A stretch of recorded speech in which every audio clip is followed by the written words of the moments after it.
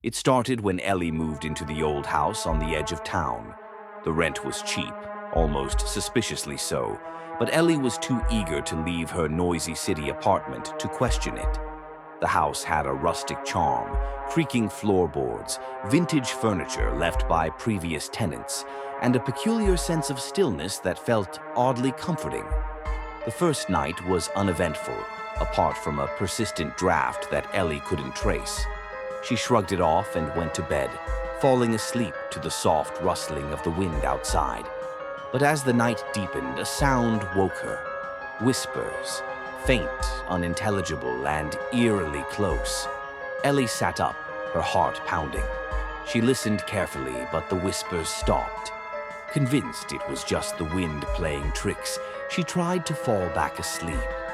Yet, the moment she closed her eyes, the whispers returned, louder this time.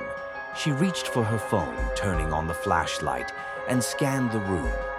Shadows danced along the walls, but nothing seemed out of place. The whispers stopped again, leaving an unsettling silence in their wake.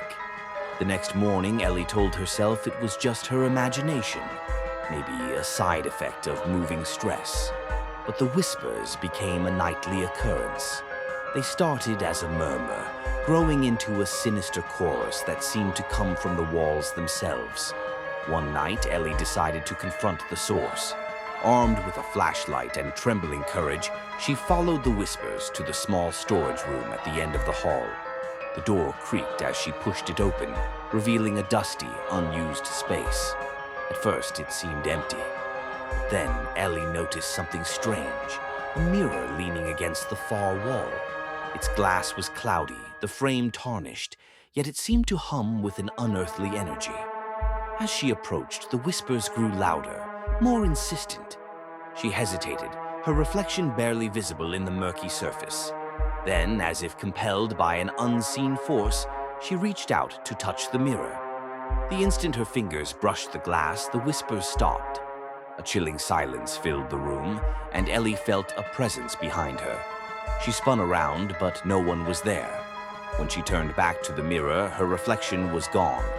Instead, she saw the room, but it wasn't the one she was standing in.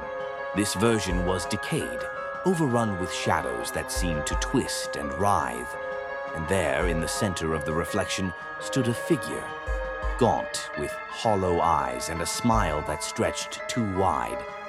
Ellie stumbled back, her breath caught in her throat. The figure stepped closer, reaching out, its hand pressing against the inside of the glass. The next morning, Ellie's neighbors found her house eerily quiet.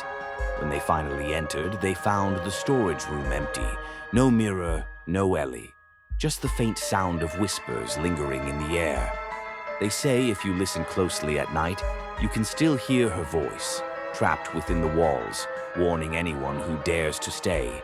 Don't touch the mirror.